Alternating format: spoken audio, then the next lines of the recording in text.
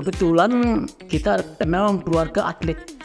Nah, keluarga atlet. Dulu abang saya tuh memang pemegang rekor jalan cepat ya AKBP Elbin dulu ya. Nah, pas itu saya diajak. Akhirnya saya tekunin.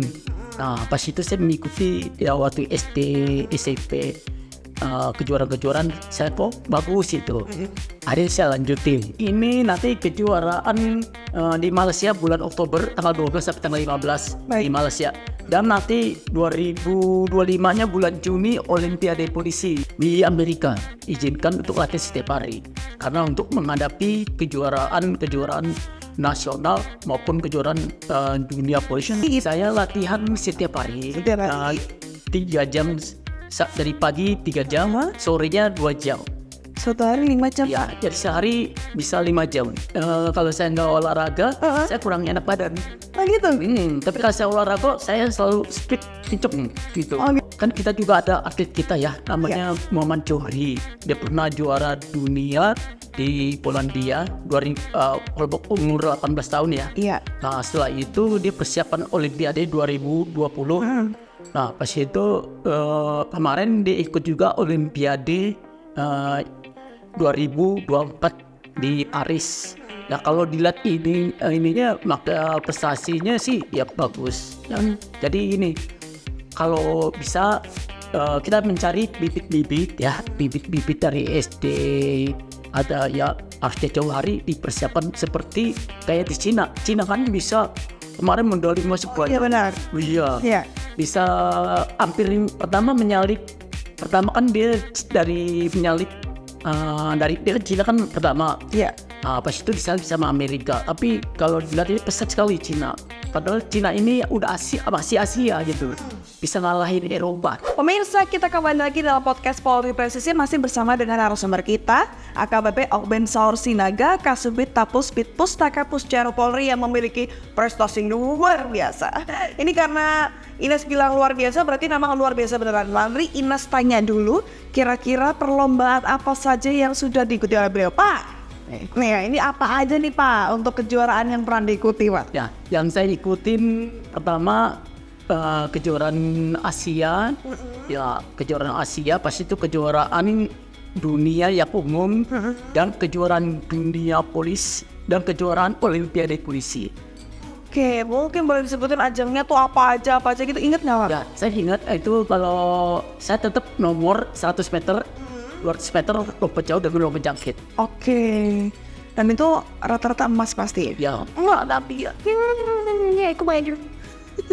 Baik Pak, kalau boleh saya tahu ya Pak ya, ini mungkin agak flashback sedikit Pak.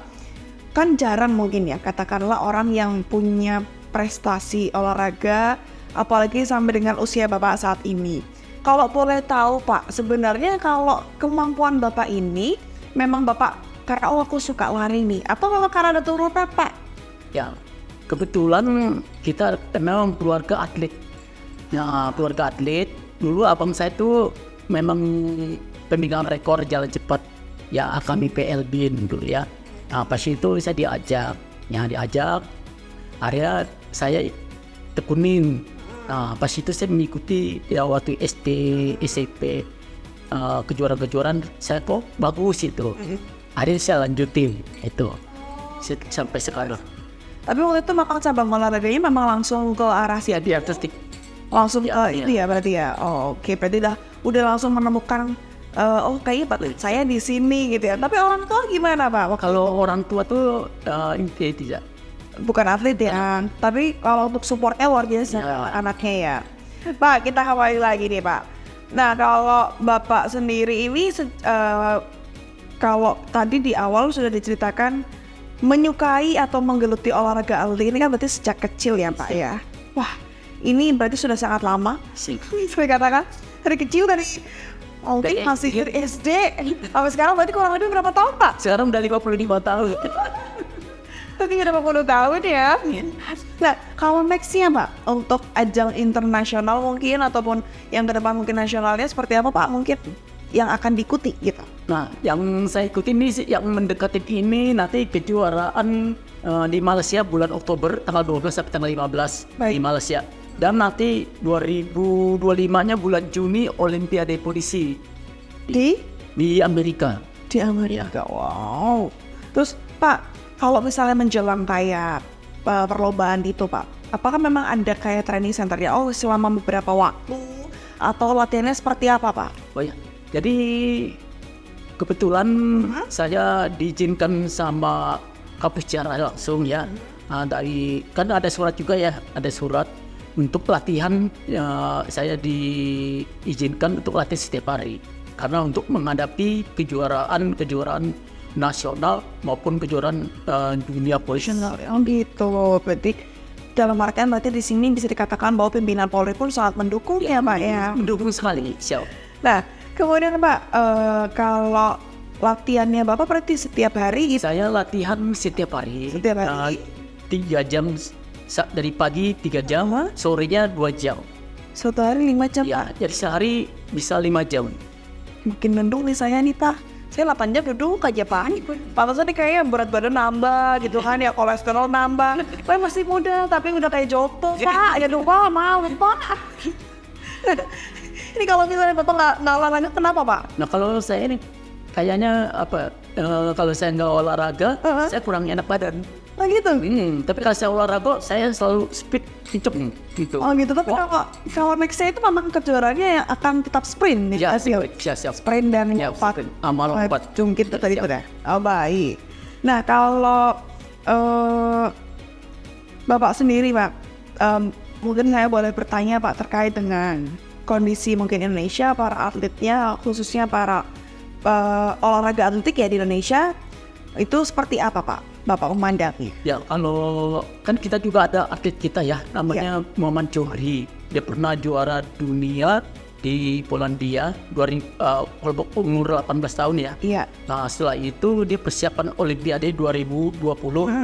Nah pas itu kemarin dia ikut juga Olimpiade 2024 di Paris.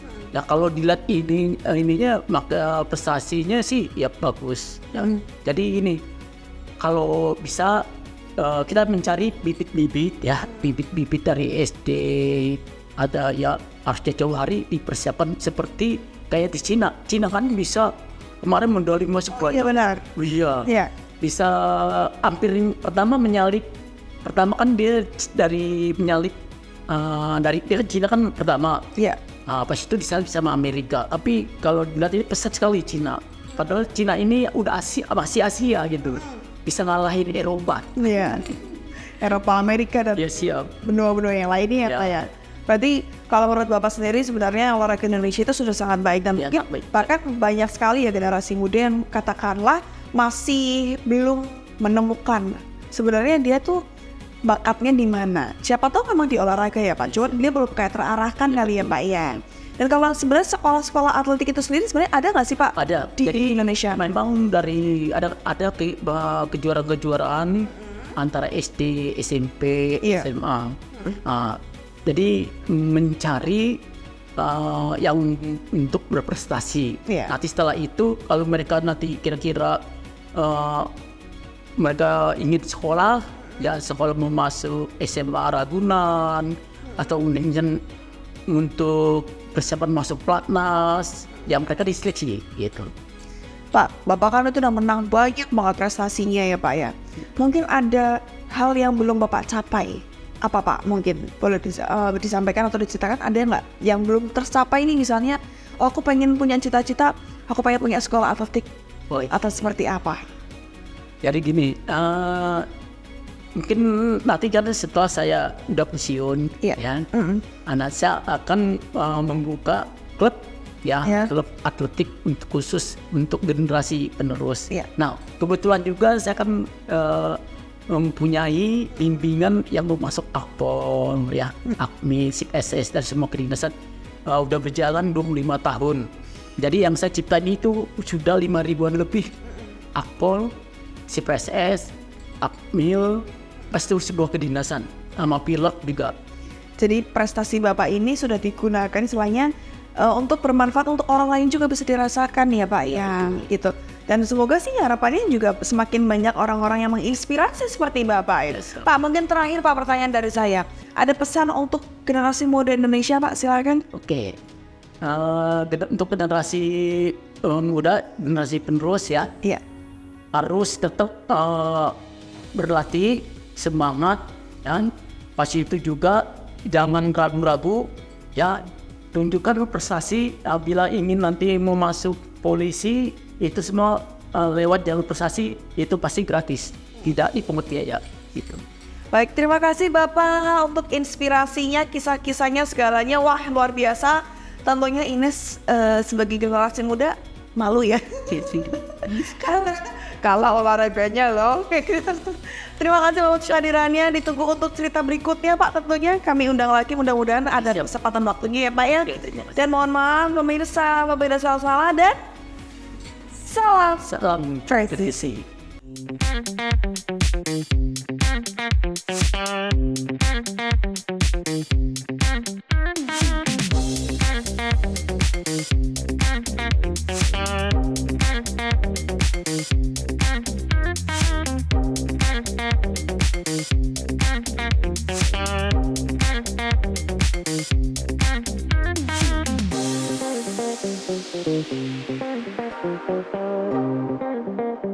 Thank you.